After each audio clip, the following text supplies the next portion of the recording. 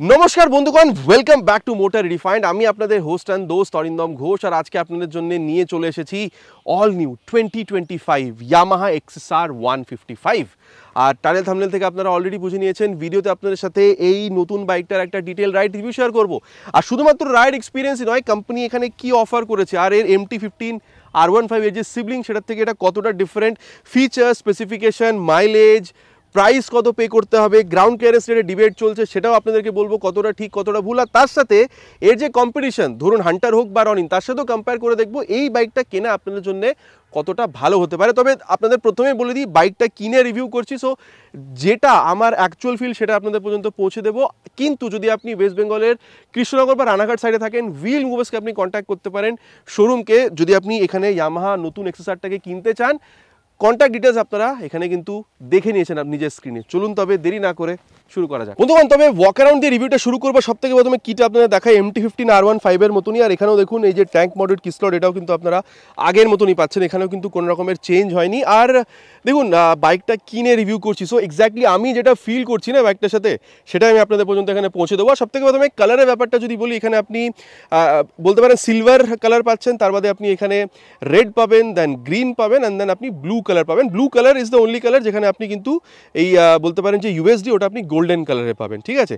এরপরে যদি আপনাদেরকে আমি বলি এখানে অ্যাবাউট দ্য ফ্রন্ট ভিউ, এখানে কিন্তু ওই গোল বলতে পারেন যে ওই রেট্রো ফিলটাকে মেনটেন করার জন্য হেডল্যাম্প আছে এক্সএসআরে, কিন্তু আপনি এখানে ব্র্যান্ডিং পাচ্ছেন। আর যে এখানে আমি যদি আমি কিটাকে এখানে অন করি, দেখতে পাচ্ছেন এখানে ডিআরএলটা জ্বলছে, তারপরে যেই ইগনিশনটা অন করছি, এখানে কিন্তু আপনারা হাই বিম লো বিম পাস রাইটের জন্য সুইচটা কিন্তু এখানে পেয়ে যাবেন, ঠিক আছে। হাই বিম লো বিম আর পাস রাইটের জন্য কিন্তু আপনারা এখানে সুইচটা পাচ্ছেন। আর তারপর এটাকে এখানে অফ করে দিই, আর এখানে এই যে দেখুন এখানে হ্যাজার্ড ল্যাম্পের যে সুইচটা সেটাও আপনারা পাচ্ছেন। এই যে এখানে বলতে পারেন semi flexible LED turn indicators, এগুলো আপনারা পেয়ে যাবেন। এবার এটাকে এখানে করে দিই বন্ধ। তারপরে যদি আপনি এখানে সাসপেনশন দেখেন, USD 37mm এর পাচ্ছেন, ঠিক আছে।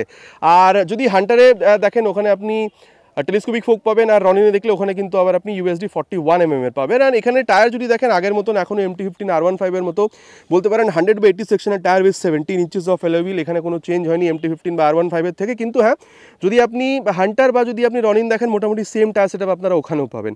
আচ্ছা, এবার ডুয়াল চ্যানেল ABS কিন্তু আপনারা এখানে পাচ্ছেন, আর এখানে ট্র্যাকশন কন্ট্রোলও আছে। ট্র্যাকশন কন্ট্রোলটা কিন্তু রনিন বা হান্টারে আপনারা পাবেন না। কিন্তু হ্যাঁ, যদি আপনি এখানে ডিস্ক দেখেন 282mm এর আছে বাইব্রেক ক্যালিপারের সাথে, কিন্তু হান্টার বা রনিন দেখলে কিন্তু ডিস্কটা হালকা বড়, কিন্তু ওখানে আবার ওয়েটও বেশি। সো কীরকম অ্যাকচুয়াল ফিল চালানোর টাইমে সেটা কিন্তু ডেফিনেটলি আমরা আগে ডিসকাস করব। আর তারপরে যদি আপনাদেরকে আমি এখানে ইঞ্জিনের ব্যাপারটা বলি, তাহলে এখানে কিন্তু আমরা R15 MT-15 এর মতন ইঞ্জিন পাচ্ছি, 155cc single cylinder SOHC 4 valve liquid কুল ফিউল ইঞ্জেক্টেড ইঞ্জিন। এই যে লিকুইড কুলিং এর জন্য সেটআপটা কিন্তু আপনারা এখানে পেয়ে যাবেন। আর তারপরে পাওয়ার ফিগার যদি দেখেন, সেম আছে MT-15 এর মতনই বলতে পারেন। 18.4 PS এর পাওয়ার, বলতে পারেন 14.2 নিউটন মিটার টর্কের সাথে, ঠিক আছে। তারপরে ভেরিয়েবল ভ্যালভ অ্যাকচুয়েশন, ঠিক আছে। তারপরে বলতে পারেন যে এখানে slip and assist 6 speed gear box, এগুলো সবগুলোই কিন্তু আমরা আগের চালানোর টাইমে টেস্ট করেও দেখবো, ঠিক আছে। আর তারপরে এবার যেহেতু ইঞ্জিনের ব্যাপারে কথা হচ্ছে, এবার আপনাদেরকে আমি এই যে এক্সস্ট সাউন্ড সেটাও একবার এখানে শুনিয়ে দিই।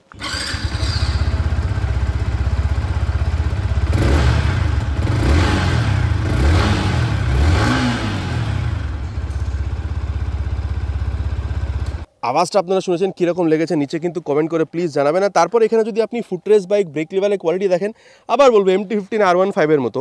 এবার কোয়ালিটি, ঠিক আছে, এটার ব্যাপারে একটু কথা বলি। দেখুন এখানে আপনারা ডেল্টা বক্স ফ্রেম পাচ্ছেন, ঠিক আছে, চাচ্ছি যেরকম আপনারা R15 বা MT-15 পান, সো দ্যাট যেন আরও বেটার হ্যান্ডলিং হয় বা কনফিডেন্সটা যেন আরও বেটার হয়। কিন্তু একটা ব্যাপার দেখুন, এখানে কিন্তু এই গ্যাপগুলো দেখা যাচ্ছে, ঠিক আছে। তারপরে এই প্যানেলটা যদি দেখেন, দেখুন ফাইবার কোয়ালিটিটা ভালো, কিন্তু এই যে ব্যাপারটা না, এই যে নড়ছে, এই ব্যাপারগুলো কিন্তু আরেকটু বেটার হতে পারতো।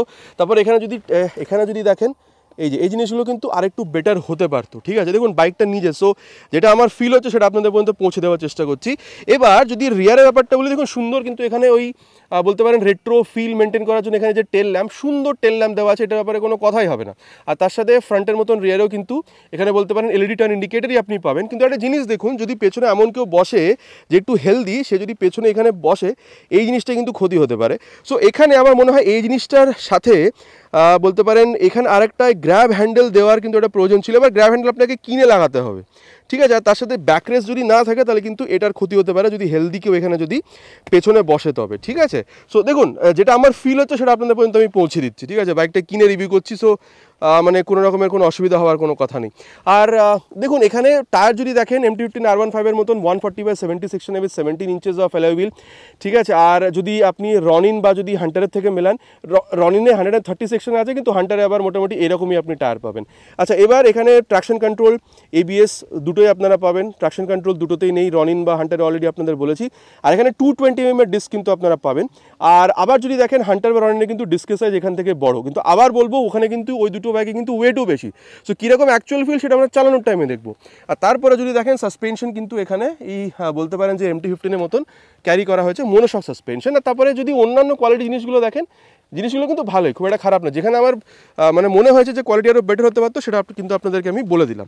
এবার যদি আপনি লেফট পোর্শনে আসেন, তাহলে এখানে সারি গার্ড আপনারা পাবেন। লেডিস ফুটটা যদি আলাদাভাবে লাগাতে হবে, এখানে কিন্তু কোম্পানি দেয়নি। আর তারপর যদি দেখেন এখানে ওপেন চেন সিস্টেম আছে, ঠিক আছে, অ্যালুমিনিয়াম সুইং আর্ম আছে, এরকম আমরা আগে R15-এও দেখেছি। আর তারপরে যদি দেখেন মেইন স্ট্যান্ড নেই, সাইড স্ট্যান্ড আছে with side standing cut off sensor, 6 speed gear box. Acceleration test আমরা আগে ডেফিনেটলি করবো। তারপরে যদি সিটটা দেখেন, এখানে কিন্তু লম্বা সিট আছে, কিন্তু আপনার জন্য ইজ এনাফ। এবার সিট হাইটটা আগে বলে দিই, 810 mm 5.5 পর্যন্ত হাইট হলে ইউজ করতে পারবেন, খুব একটা অসুবিধা হবে না। কিন্তু হ্যাঁ, পেছনে যদি খুব বেশি কেউ হেলদি বসে তাহলে হয়তো অসুবিধা হতে পারে, কিন্তু নর্মাল যদি কোনো একটা মানুষ বসে, আপনি রাইডার আর পিলিয়ন দুজনের অসুবিধা কিন্তু খুব একটা হবে না, ঠিক আছে। আর তারপরে এবার কীরকম কী কমফর্ট আছে না আছে আগে আমরা চালানোর টাইমে দেখবো। ট্যাঙ্ক যদি দেখেন এখানে 10 লিটার, আর এটা কিন্তু মেটালিক না, এটা কিন্তু ফাইবারের, ঠিক আছে। আর মাইলেজ মোটামুটি 40 থেকে 45 পর্যন্ত পেয়ে যাবেন। মাইলেজ টেস্টের ভিডিওটা আপনারা হিন্দি চ্যানেলে গিয়ে টেস্ট করতে পারেন, আমি ওখানে ডেফিনেটলি আপলোড করবো। আর তারপর এখানে যদি দেখেন E20-র যে স্টিকারিং সেটা পেয়ে যাচ্ছেন। এক্সেসর এখানে 3D ব্র্যান্ডিং দেওয়া আছে, তার সাথে এখানে যদি দেখেন ইয়ামাহার কিন্তু 3D ব্র্যান্ডিং আপনারা পাবেন। যেহেতু E20 লেখা আছে, ফ্লেক্সিবল দিয়ে রান করালেও কিন্তু এখানে আপনার ইঞ্জিনটার কোনো অসুবিধা হচ্ছে না। আর তারপরে যদি আপনি এখানে গ্রাউন্ড ক্লিয়ারেন্স দেখেন, এটা নিয়ে একটা বলতে পারেন যে ডিবেট চলছে অনলাইন, যে 120 না 170। আমি বলে দিই, কোম্পানি প্রথমে 120 লিখেছিল মিনিমাম, এখন যদি আপনি ওয়েবসাইটে গিয়ে চেক করেন, আপনি দেখতে পাবেন 170 নর্মাল। আপনি যখন বসছেন বাইকটার উপরে, তারপরে নিচে কিন্তু 120 mm আপনারা মিনিমাম গ্রাউন্ড ক্লিয়ারেন্স পাবেন। সব ভয় পাবেন না, যেরকম MT-15R15-এ আছে সেরকমই গ্রাউন্ড ক্লিয়ারেন্স আপনারা এখানেও পাবেন 170 mm নর্মাল। সো এটা নিয়ে ভয় পাওয়ার কোনো দরকার নেই। ওয়েট ইজ 137, বলতে পারেন MT-15 থেকে মোটামুটি 4 কিলোগ্রাম মতন আপনারা এখানে কমই পাচ্ছেন। হ্যান্ডেল বারটা লম্বা আছে, আর বসার পরে কীরকম কী স্টান্স পড়ছে সেটা আমরা আগে চালানোর টাইমে দেখবো। এটাকে একবার অন করি, হাই বিম, লো বিম, পাস লাইটের সুইচ আপনারা এখানে পাবেন। এটা একটু কনফিউজিং, এই যে হর্নটা উপরে দেওয়া আছে, টার্ন সিগন্যালটা নিচে দেওয়া আছে, যেরকম আগে আমরা MT-15-এও পেতাম। সো এটা যদি নিচে বা উপরে এটা অল্টারনেট করে দিত, তাহলে হয়তো বেটার হতে পারতো। এবার আপনাদের কী বক্তব্য সেটা কিন্তু নিচে কমেন্ট করে প্লিজ জানাবেন। Engine start switch, kill switch, আর এখানে হ্যাজার্ড ল্যাম্পের সুইচটা দিয়েছে। হ্যাজার্ড ল্যাম্পটা অলরেডি আপনাদের দেখিয়েছি। আর এখানে যদি আপনি দেখেন, রেট্রোফিল মেনটেন করার জন্য গোল একটা মিটার আপনারা পাচ্ছেন, ঠিক আছে, যেখানে আপনারা tachometer, gear position sensor, speedometer, time, fuel gauge sensor, এই বাটনটা যদি ইউজ করেন, তারপরে আপনি এখানে মাইলেজ, ঠিক আছে, অ্যাভারেজ আর কত কিলোমিটার পার আওয়ার চালিয়েছেন সেগুলো দেখতে পাবেন।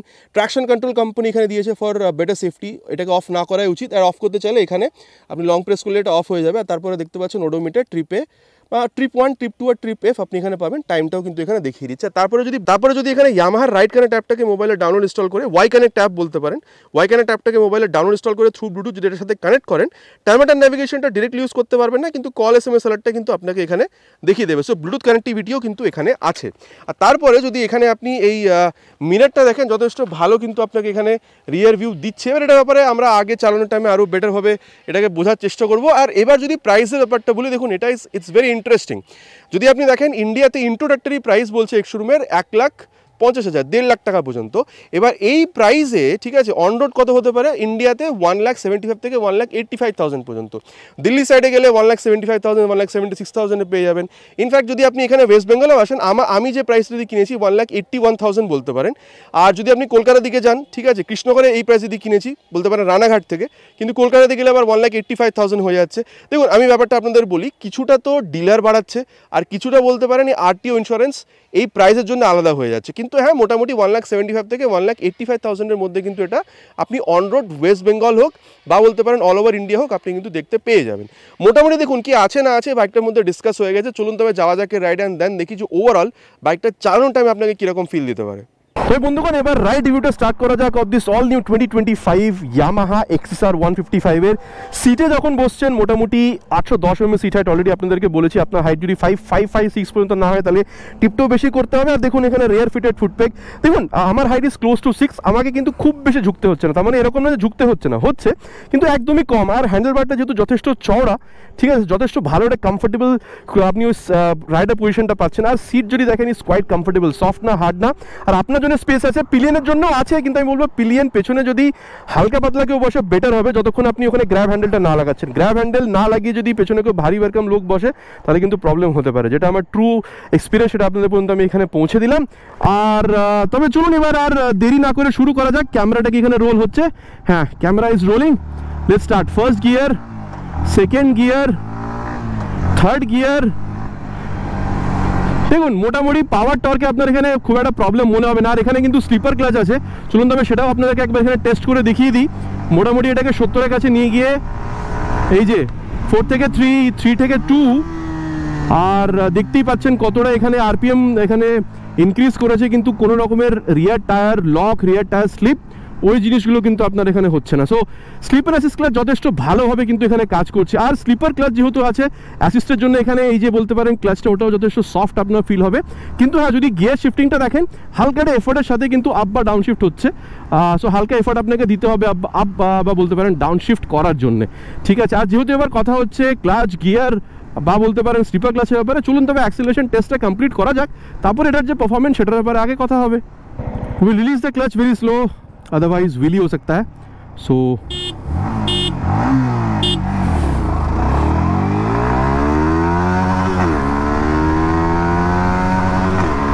70 क्रॉस्ड, 90 क्रॉस्ड 100 ऑल्सो।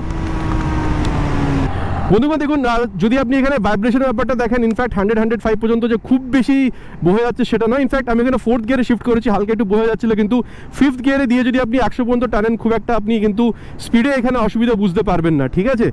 আর মানে ভাইব্রেশনের কিন্তু আপনি এখানে প্রবলেম বুঝতে পারবেন না। আর যদি আপনি এখানে স্টেবিলিটি দেখেন টপ নচ, কোনো রকমের স্টেবিলিটি আপনার এখানে প্রবলেম হচ্ছে না। আর তারপরে মাইলেজ যদি দেখেন মোটামুটি আপনি এখানে 40 থেকে 45 পর্যন্ত এক্সপেক্ট করতে পারেন। আর এরকম হাইওয়েতে যদি আপনি ক্রুজ করেন মোটামুটি কিন্তু আপনি এখানে বলতে পারেন 100-105 পর্যন্ত এর কমফোর্টেবল ক্রুজিং স্পিড হিসেবে মেনে চলতে পারেন, যেখানে স্টেবিলিটি তো টপ স্পিডও প্রবলেম নেই, ইনফ্যাক্ট ওখানে আপনি ভাইব্রেশনও খুব বেশি কিন্তু বুঝতে পারবেন না। তো এই বন্ধুগণ আরেকটা ব্যাপার আছে, এখানে যদি আমরা সিটিতে চালাই মোটামুটি ধরুন আমরা যদি 4th গিয়ারে দিই কত মিনিমাম স্পিডে আমরা এখানে যেতে পারবো। ধরুন এখন 4th গিয়ারে আছে, এই স্পিডটা আমি আপনাদেরকে একবার দেখিয়ে দিই। মোটামুটি এখানে এই যে দেখুন কতটা ডাউন চলে এসছে। হ্যাঁ, এই যে 13তে গেলে তখন ইঞ্জিন স্টলটা আপনি বুঝতে পারছেন। এবার যদি 3rd গিয়ারে আসেন তাহলে কতটাতে হবে একবার সেটাও দেখে নিন। 3rd গিয়ারে যদি আসেন তাহলে এই যে দেখুন কত, এই যে 11তে গিয়ে এইবার কিন্তু ইঞ্জিনটা স্টল করছে। আচ্ছা ধরে নিন আপনি 4th গিয়ারে আছেন, সিটিতে আছেন, 0 থেকে কি এটাকে আমি তুলতে পারবো বাইকটাকে? হ্যাঁ, এটাও কিন্তু উঠছে, তাই না, যথেষ্ট ভালো কিন্তু এখানে মানে এটা উঠছে। আচ্ছা 4th গিয়ারে যদি ওঠে না তো 3rd গিয়ার থেকে ওঠারই কথা। এবার এটাকেও দেখি, মোটামুটি এই যে 0তে আছি, 3rd গিয়ার থেকেও কিন্তু আমি বাইকটাকে তুলতে পারছি, মানে টর্ক এই জিনিসগুলো কিন্তু যথেষ্ট ভালো কিন্তু আপনি এখানে পাচ্ছেন। এটা নিয়ে কিন্তু আপনাদের কোনো রকমের অসুবিধা হচ্ছে না। দেখুন মোটামুটি 3rd গিয়ার পর্যন্ত আপনাকে কিন্তু স্পিড চেঞ্জ করতে বলছে যদি আপনি স্পিডটা ইনক্রিজ করতে চান তাহলে, কিন্তু once you reach 4th gear তারপরে আর খুব বেশি গিয়ার চেঞ্জ করো সেটা বলছে না। সো মোটামুটি 3rd গিয়ার পর্যন্ত শর্ট গিয়ার বলতে পারেন, কিন্তু তারপরে মোটামুটি গিয়ারগুলো আপনাকে কিন্তু খুব বেশি তাড়াতাড়ি কিন্তু চেঞ্জ করার জন্য কিন্তু এখানে বলছে না। আর তবে বন্ধুগণ এবার এটার যে ব্রেক পারফরমেন্স সেটা নিয়ে একটুখানি কথা বলা যাক। দেখুন সামনে 282 mm এর ফ্রন্টে আপনি ডিস্ক পাবেন। সো মোটামুটি এটাকে একটু 70-এর আশেপাশে নিয়ে গিয়ে ব্রেক করি, ঠিক আছে। আর এই যে 71-এ গিয়ে ফ্রন্ট ব্রেক। দেখুন আমি বলবো MT-15 হোক বা R15 আগেও আপনারা যথেষ্ট ভালোই ব্রেকিং পেতেন, এখনও সেম সেটআপে এখানে আছে, যথেষ্ট ভালোভাবে ব্রেকটা কাজ করছে, ঝট করে দাঁড় করে দিচ্ছে না, কিন্তু হ্যাঁ যতটা আপনি লিভার টানছেন ততটা বেটার পারফরমেন্স আপনি এখানে পাচ্ছেন। আর হ্যাঁ ABS কিন্তু এখানে কিক ইন করেনি, তার মানে এটা না যে ABS কাজ করছে না, দরকার পড়লে ABS কাজ করবে। আমি MT-15 যদিও বা নিজের কাছে ছিল না, চালিয়েছি অনেকবার, কিন্তু R15 তো আমার কাছে ছিল, আর ওখানে ABS যথেষ্ট ভালোভাবে কাজ করতো, আর ওই সেটআপটা এখানে আছে। সো আপনার কোনো রকমের এখানে অসুবিধা হওয়ার কোনো কথা না যদি ABS এর ব্যাপারটা নিয়ে কথা বলা হয় তাহলে। আর এবার যেটা করব সেটা হচ্ছে রিয়ার যে ব্রেকটা সেটাকেও একবার এখানে আপনাদের 60-এর উপরে নিয়ে গিয়ে প্রেস করে দেখাই, মোটামুটি 70-এ গিয়ে, আর এই যে 71-এ গিয়ে রিয়ার ব্রেক। দেখুন আমি বলবো এটা 220 mm রিয়ারে যে আপনি ডিস্টার্ব আছেন মোটামুটি প্রোগ্রেসিভ নেচারেরই আছে। যখন রিয়ার ব্রেকটা প্রেস করছেন হালকা একটু স্পিডটা স্লো ডাউন হচ্ছে, ঠিক আছে, কিন্তু এবিএস এখানেও আসেনি। আর আবার বলছি ভয় পাবেন না, এবিএস দরকার হলে এবিএস কিক ইন করবে, অসুবিধা হবে না।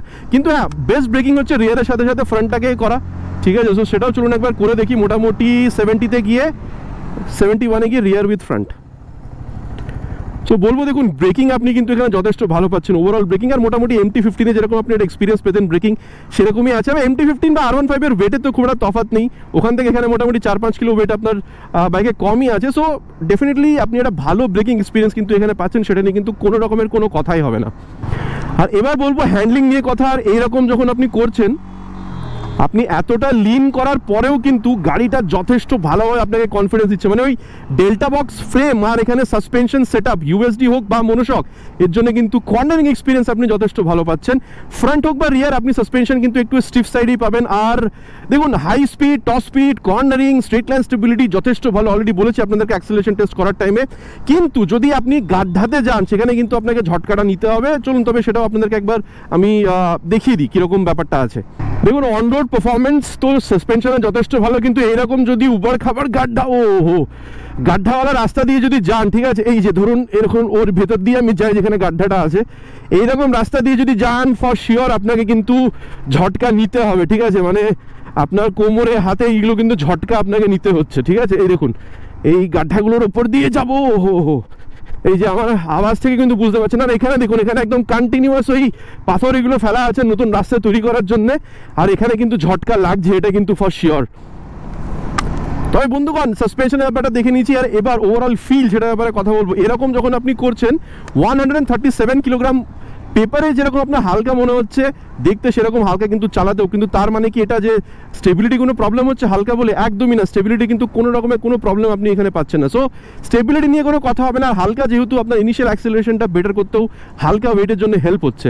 আর তারপরে যদি দেখেন এখানে রিয়ার ভিউ মিরর যথেষ্ট ভালো রিয়ার ভিউ আপনাকে দিচ্ছে, speedometer tacho, gear position sensor, bluetooth connectivity সব কিছুই আপনারা পাচ্ছেন। আর মোবাইল চার্জিং পোর্টটা হলে বেটার হতো, হয়তো নেক্সট আপডেটে সেটাও আমরা পেয়ে যাবো, but we need to wait for that. For timing এখানে এখন কিন্তু মোবাইল চার্জিং পোর্ট আপনারা পাচ্ছেন না। আর দেখুন আমি বলবো যে আপনি কিন্তু অলমোস্ট আপরাইট, হালকা একটু ঝুঁকতে হচ্ছে বাট অলমোস্ট আপরাইট বসছেন, ঠিক আছে। আর স্পেসের কোনো অসুবিধা নেই, স্পেশালি যদি আপনি পেছনে ওই গ্র্যাব হ্যান্ডেল বা বলতে পারেন যদি ব্যাকরেস্ট লাগিয়ে নিয়ে চলেন, তাহলে আমি বলবো আপনি বসছেন বা পিলিয়নের সাথে রাইড করছেন। দেখুন আপনি ডেলি রাইড তো করবেন, সিটি রাইড, কিন্তু যদি কখনো লং রাইড করতেও প্ল্যান হয়ে যায় না, তাহলেও কিন্তু আপনারা করতে পারেন, আপনাদের কিন্তু খুব একটা অসুবিধা হবে বলে আমি মনে করছি না, ঠিক আছে। দেখুন বন্ধুগণ এই যে এইরকম যখন আপনি সিটি দিয়ে রাইড করছেন, আপনি ব্রেক ইউজ করছেন, আপনি ঠিক আছে, যখন সাসপেনশন থেকে সেটআপটা এতটাই ভালো, বাইকটা ভারী মনে হচ্ছে না, ইটস কোয়াইট ফ্লিকেবল। মানে আপনি ট্রাফিক কেটে বেরোতে চাইছেন, আপনি যথেষ্ট ভালোভাবে বেরোতে পারছেন, আপনার কিন্তু কোনো রকমের অসুবিধা হবে না। আর এই সিচুয়েশনটা কিন্তু রাত্রিবেলা এখানে ক্রিয়েট হয়, যার জন্য আমি এটা রাত পর্যন্ত ওয়েট করেছি এই পার্টিকুলার ক্লিপটার জন্য বলতে পারেন। দেখুন বন্ধুগণ এখানে লাইটের এরিয়া থেকে এবার মোটামুটি ডার্ক এরিয়াতে যাচ্ছি, আর বলতে পারেন মোটামুটি ভালো আলো আসছে। হাই বিম লো বিম করলেও কিন্তু এখানে মোটামুটি ভালোই আলো আমরা পাচ্ছি। আর হ্যাঁ, এটা একটা শর্ট ডেসক্রিপশন বললাম, মোটামুটি আর একটা চ্যানেলে ভিডিও আসবে নাইট রাইডের, ঠিক আছে। তবে আমি এটুকু বলতে পারি যে ইঞ্জিন থেকে পারফরমেন্স হোক বা ব্রেকিং হোক, ওভারঅল হ্যান্ডলিং আপনি কিন্তু এখানে যথেষ্ট ভালো পাচ্ছেন। আর যেহেতু এটা একটা বলতে পারেন চওড়া হ্যান্ডেল বার আর অলমোস্ট আপরাইট বসছেন, হ্যান্ডলিংটা কিন্তু definitely is of next level. নিজের বাইক বলে না, অলরেডি যেখানে প্রবলেম ছিল ওই বলতে পারেন প্যানেলসগুলোতে অলরেডি বলেছি, কিন্তু যেখানে ভালো সেটাও আমি এখানে বলছি। মোটামুটি দেখুন কথা হয়ে গেছে যে এই বাইকটাতে কি আছে না আছে, চলুন তবে যাওয়া যাক এর কনক্লুশন অ্যান্ড কথা বলি যে এর যে কম্পিটিশন, স্পেশালি ধরুন এখানে বলতে পারেন যে এখানে হান্টার আছে বা রনিং, তার তুলনায় এই বাইকটা কিনলে আপনাদের জন্য কতটা ভালো হতে পারে।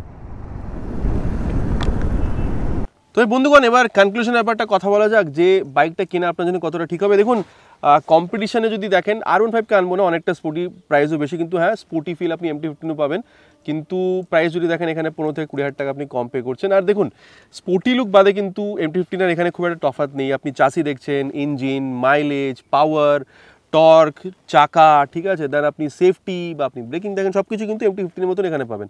ইনফ্যাক্ট মাইলেজটাও সেম, 40 থেকে 45 কিলোমিটার। আচ্ছা এবার যদি আপনি হান্টার দেখেন বা রনিন যদি দেখেন, দেখুন ডেফিনেটলি এটা ভালো বাইক, আর মোটামুটি 8,000 টাকা পর্যন্ত আপনি ওখানে বেশি পে করেন। আর 8,000 টাকা যে বেশি পে করছেন বিকজ ওখানে অ্যাক্সেসরিজগুলো অলরেডি লাগানো থাকে, যেগুলো কিন্তু এখানে লাগানো নেই। সো 8,000 টাকা বেশি পে করছেন, ডেফিনেটলি একটা ওয়ার্দি বাইক, লং রাইডের জন্য ডেফিনেটলি আপনি ওটাকেও প্রেফার করতে পারেন। কিন্তু হ্যাঁ, ওখানে অয়েল কুল ইঞ্জিন দেওয়া আছে। এবার যদি আপনি হান্টারে আসেন, royal Enfield as a brand যথেষ্ট ভালো একটা এস্টাবলিশ ব্র্যান্ড, আর বাইকও যথেষ্ট ভালো, এখন তো হান্টার অনেকটা আপগ্রেডও হয়ে গেছে। সো কিনতে পারেন, ওখানে কিন্তু আবার 10,000 টাকা 10-11,000 টাকা পর্যন্ত আপনি এই বাইকের তুলনায় ওখানে বেশি পে করবেন। দেখুন, আমার মনে হয় যে আপনি অফিস গোয়িং, আপনি কলেজ গোয়িং, আপনি মিডিল এজ, ঠিক আছে, আমার মনে হয় আপনার এমন একটা বাইক প্রয়োজন যেখানে একটা রিলায়েবল ইঞ্জিন আপনি চান, মানে টায়ার্সগুলো মোটা হবে, বেটার সেফটি হবে, শুধুমাত্র ডুয়াল চ্যানেল এবিএস না, ট্র্যাকশন কন্ট্রোল, হ্যান্ডলিংটা ভালো হবে, যার জন্য এখানে বলতে পারেন ইউএসডির সাথে মনোশক আপনি পাচ্ছেন, সিটটাও কমফোর্টেবল হবে, ঠিক আছে, আর পিলিয়নের সাথেও আপনি রাইড করতে চাইছেন। আবার বলছি, পিলিয়নের সাথে রাইড করার জন্য কিন্তু এই নেকেড অবস্থায় করলে খুব একটা হয়তো সুটেবল নাও হতে পারে, আপনাকে কিন্তু গ্র্যাব হ্যান্ডেল ওই জিনিসগুলোকে এখানে লাগিয়ে নিতে হবে, ঠিক আছে। সো পিলিয়নের সাথে আপনি রাইড করতে চাইছেন, ফিচারও আপনার ভালো চাই, সেফটিও ভালো চাই, আর আপনার বাজেট যদি আপনাকে অ্যালাউ করে মোটামুটি 1,70,000 থেকে 80,000 টাকা পর্যন্ত একটা বাজেটে, মানে বলতে পারেন 1,75,000 থেকে 1,85,000 পর্যন্ত বাজেট যদি আপনাকে অ্যালাউ করে, আমার মনে হয় এমন একটা বাইক যেখানে ভালো সেফটি, ফিচার, লুক, মাইলেজ সব কিছুই আপনার প্রয়োজন, 2025 ইয়ামাহা XSR 155 কিন্তু আপনার জন্য একটা ডেফিনেটলি ভালো প্রোডাক্ট হতে পারে। তবে এবার আপনি কি ভাবছেন, অন্য কোনো 150 বা 60 সিসি বাইক কিনবেন, নাকি হান্টারে যাবেন, নাকি রনিনে যাবেন, নাকি আপনি MT-15ও কিনবেন, নিচে কিন্তু কমেন্ট করে জানাতে প্লিজ ভুলবেন না, ইটস মাই রিকোয়েস্ট। খুব তাড়াতাড়ি আপনার সাথে দেখা হবে চ্যানেলে এরকম একটা ভিডিওতে বাইক বা স্কুটারের সাথে। Till then ride safe and Jai Hind.